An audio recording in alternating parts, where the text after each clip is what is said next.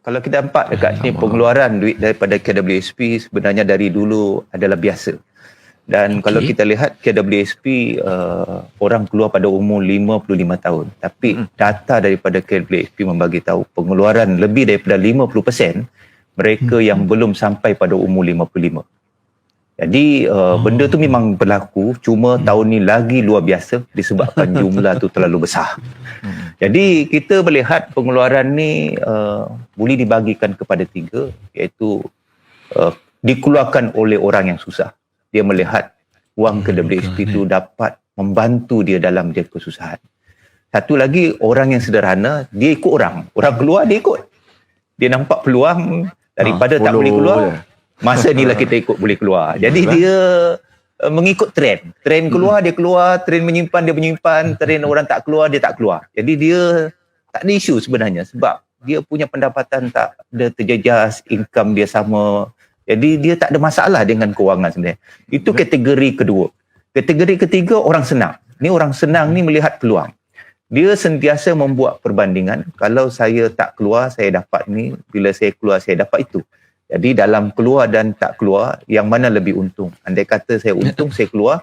Kalau saya tak untung, saya tak keluar. Jadi nampak kategori ketiga-tiga ni mempunyai matlamat dan sasaran yang berbeza. Namun dalam kita bergerak untuk mencapai matlamat tersebut, kita ada baiknya melihat berpaksi sama ada keputusan kita itu menyebabkan kewangan kita menjadi sihat ataupun kewangan kita semakin sakit. Jadi apabila ini kita paksikan, di akhirnya keputusan kita agak lebih rasional, keputusan kita tak mengikut kawan, kita tak mengikut trend, tapi mengikut kesihatan kewangan kita. Mudah-mudahan pada pagi ini bersama Pian dan Lok, kita dapat berkongsi, andai kata mereka yang dalam keadaan sihat, tahniah. Mereka yang tengah nak tenat tu, fikir baik-baik, renung baik-baik, banyak melihat, banyak mendengar, banyak berfikir sebelum membuat keputusan di atas perbelanjaan wang tersebut. Itulah. Ada mungkin antaranya yang pengeluaran khas tersebut dah pun dimasukkan dalam akaun. Dah nampak tiba-tiba ada yang terkejut, nampak macam wah, ada amount yang ribu-ribu masuk, dia jadi macam semangat semacam. Sebelum ini mungkin 3 digit je, ada yang 4 digit, tapi kali ni 5 digit. Itu kita nak minta pendapat Tuan Haji Awang berkenaan perkara ini. Apa langkah bijak lah yang boleh diambil tu? Kalau boleh kita bagi panduan betul-betul ni Tuan Haji untuk semua sebenarnya. Sebenarnya bila kita sampai ke 5 digit ni ada baik dia. Orang pertama mendapat melihat 5 digit dalam akaun dia, boleh berlaku kejutan budaya. Betul? Setuju? Sebab sebelum ni gaji macam biskut, sekejap ada, lama tak ada. Sekejap ada, lama tak ada. Alamak. Jadi tak ada, tapi tak sebanyak 5 digit. Jadi ini sebenarnya perlu kita kongsi. Jadi sebenarnya dia, kalau kita lihat daripada sudut positif, dia akhirnya kita melalui pengalaman melihat dalam akaun kita ada 5 digit. So kalau selepas ni masuk 5 digit, tidak berlaku lagi kejutan budaya. Namun andai kata ini adalah pertama kita lalui 5 digit ke dalam akaun, ada satu benda yang kita kena kongsi. Saya pernah lalui, saya pernah rasa.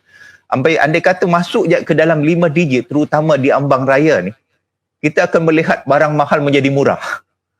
Mahal jadi betul. Macam murah, mampu beli je. Semua kita ambil. Dulu kita pergi mat-mat. Sekarang bila dah 5 digit ni kita dapat, wah ini banyak ni. Jadi benda baik kita nampak rosak. Ini lagi masalah ni. Kita punya langsir cantik, tapi bila 5 digit masuk tu kita dah nampak tak cantik pula langsir tu.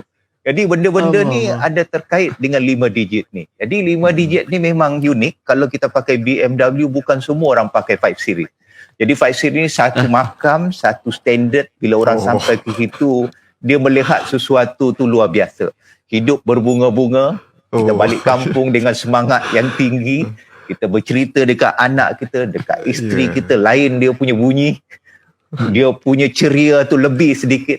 Namun kita berharap ceria, bunga ni semua bukan seketika. Dia sesuatu yang kemasa panjang. Kita peribahasa Melayu selalu bagi tahu, biar kita bersusah-susah dahulu, bersenang-senang kemudian. Oleh demikian, kemasukan duit yang banyak ni sebenarnya membagi satu pengajaran dalam hidup kita supaya apabila kita berdepan dengan senario begini, kita tidak lalui kejutan budaya di dalam hidup kita. Oleh yang demikian, tarik nafas panjang-panjang, fikir baik-baik bahawa duit RM10,000 ni kalau ditolak langsir RM1,000, ditolak sofa RM3,000, dapat RM4,000, tinggal RM6,000. Jadi kita tak mau macam biskut. Kita nak sebenarnya kalau boleh, kita simpan sedikit. Paling kurang 30%. 70% sudah pasti kita dah cakap dekat anak kita, dekat isteri kita, dekat keluarga kita. Tapi 30% ni tak boleh. Dia perlu kita simpan, kita perlu ternak, kita perlu labur supaya kita tidak gembira dalam tempoh yang pendek. Pendetilan bagaimana nak mengguna tu akan dibagi tahu, tapi sebelum tu kita kena tahu duit yang kita keluar RM10,000 tu telah menghilangkan pendapatan kita RM610 setiap tahun. Disebabkan dividen daripada APF dalam tempoh 10 tahun lepas purata adalah 6.1. Tanpa kita sedar, kita keluar duit RM10,000 tu, kita telah hilang RM610 setiap tahun. 10 tahun dan RM6,100 kita dah hilang. Jadi dekat situ paksi dia. Andai kata 610 ni dah hilang tahun depan, berarti duit kita sepatutnya menjadi 10,600. Dia dah tak ada lagi 10,600, maka dia kena berjumpa dengan figure yang baru. Namun ada orang melihat 6,100 tak cukup. Dengan dia dapat 10,000 tu tadi, sebahagian dia pakai, sebahagian dia simpan. Mungkin di tempat yang betul dia simpan, dia bukan dapat 610. Dia dapat mungkin 2,000.